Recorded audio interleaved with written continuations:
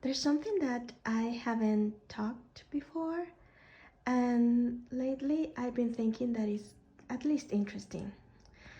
I have been studying in different universities, and one of those universities was asking me to give conference as a part of the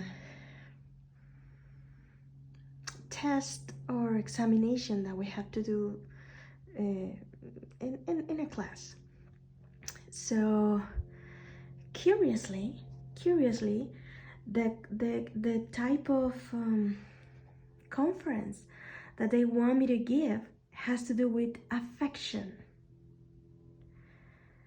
sexual affection. And I was like, but I am a single woman. Why should I need to do this? But I didn't question that, because supposed to be that if according to the class and the classes that I was receiving, I supposed to be able to talk about that, because it has to do with anthropology and persons and stuff. But I was pretty sure that other persons with a lot of years of marriage were more capable of that. Funny thing was that they were always choosing to me to give that conference to teenagers and persons who were into like 12, 17, and I don't know. So, and the worst part of that was that when I was going to these schools, there was little young men and women inside a classroom. They usually put together like 3 or 4 groups of sections. So it was like 90 persons, 90, like a lot of persons, young persons in the same room. And I was talking about affection, equilibrium, and how to wait, and the importance of waiting. And I was the class that I was, the topic that they were asking me was affection and sex and affection. But the truth was that I was talking more about the differences between animals and humans, since I was my studies were in anthropology. I was just trying to make them understand that the differences that we have between the animals and the person. So I was talking about the immanencia, or the type of life that we can control the movement by ourselves, that the rock doesn't have too much in life than a plant, and a plant doesn't have too much life like an animal, and how the animal has less life than a human because it has more freedom. And I was talking about freedom and the importance of understanding the decisions that we're making and stuff.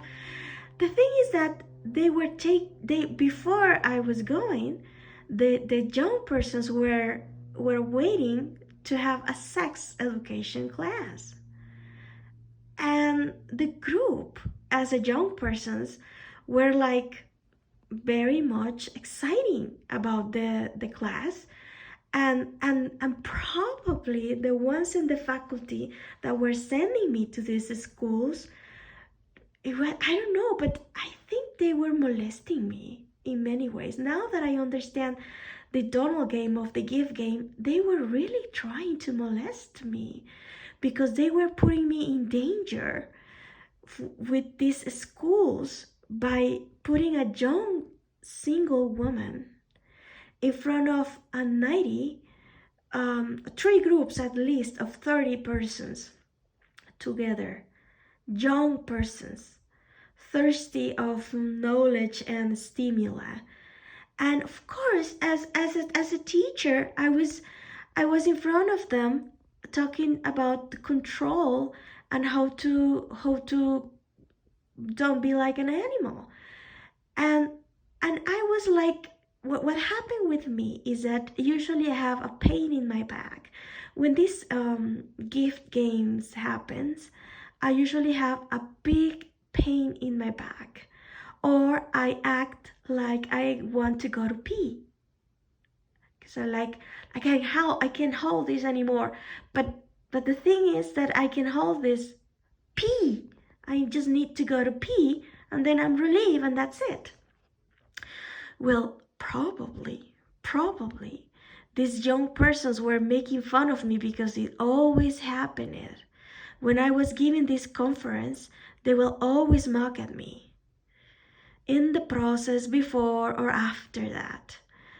And it's now that I understand all this, is I think, what was the persons in charge in the faculty thinking by sending this young woman, single woman, to talk about this topic to this group of persons?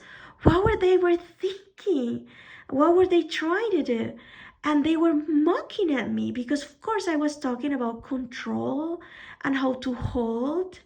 And I was like, I wasn't able to hold because I was like, my back is hurting, or I need to go to pee. And they were laughing because of course I was like dancing or moving myself like I wasn't able to hold on and talking in front of everyone about controlling ourselves. And they were laughing and feeling how hilarious this woman is talking about control and she can't control herself. But the funny thing is that I was going to my house. I was going to pee. And then I was having my life like a normal person. And probably the persons who sent me there, and probably these young persons, because some of these persons were from very important or a lot of money schools, some of these young persons need to go every 15 days to these rituals or every certain time to these multitudinarian rituals. And I don't need those rituals.